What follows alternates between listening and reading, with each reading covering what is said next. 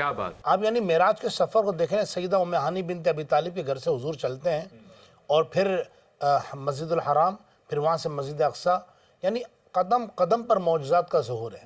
اور پھر آقا دو جہاں جب آسمان کی طرف جاتے ہیں تو حضور فرماتے ہیں کہ حالانکہ امام انبیاء کی امامت کر کے تشریف لے گئے، اور یہ بخاری مسلم میں اس کا مضامین موجود ہے.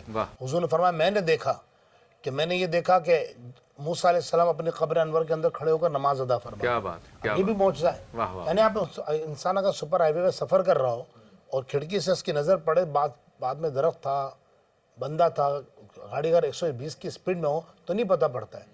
اب وہ سفر معراج، پلک جھپکتے میں سب این و آ سے گزر چکے تھے، حیرت سے کہہ دو کہ سر جھکا لے، گمان سے گزرنے والے. اب ایسے میں آقا دو جہاں قبر انور کے اندر مشاہدہ بھی فرمائے. ایک تو قبر، پھر قبر کے اوپر مٹی، اور قبر کے اندر جناب موسیٰ علیہ السلام، اور پھر وہ کھڑے ہوئے ہیں اور نماز پڑھ رہے ہیں. یہ آپ اس طرح کے معجزات حضور علیہ السلام.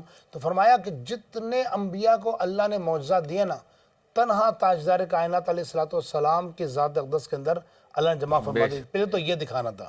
اچھا، معراج کے بارے میں علماء نے فرمایا رب نے معراج جو حضور کو جو عطا کی لامکاں کیوں بلایا، کہ جہاں جبریل امین بھی سدرۃ المنتہا پر جا کے کہنے لگے یا رسول اللہ اس سے آگے نہیں جا سکتا میں، تو ابھی وہ نعت خواں شعر پڑھ رہے تھے نا، اس سے آگے کا رستہ حضور جانتے ہیں. واہ واہ واہ. تو اب سوال یہ پیدا ہوتا ہے کہ حضور کو بلایا کیوں، کیا وجہ تھی؟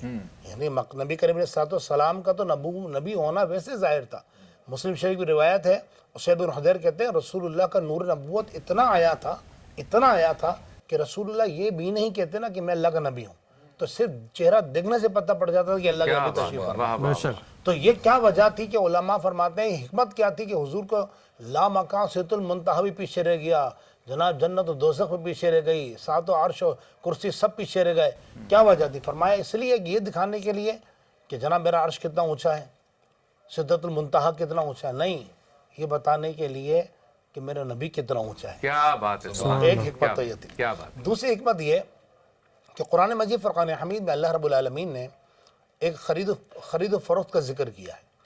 ارشاد فرمایا ان اللہ اشتری من المؤمنین انفسهم واموالهم بان لهم الجنہ، بے شک اللہ نے خرید لیا ہے. یا اللہ کس کو خرید لیا؟ فرمایا من المؤمنین، مومنوں کو خرید لیا ہے. واہ واہ واہ.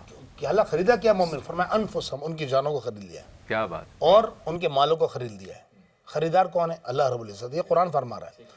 اور یا اللہ جب انسان کو چیز خریدتا ہے تو کسی چیز کے بدلے میں خریدتا ہے. یا اللہ بدلے میں کیا فرمایا بأن لهم الجنہ،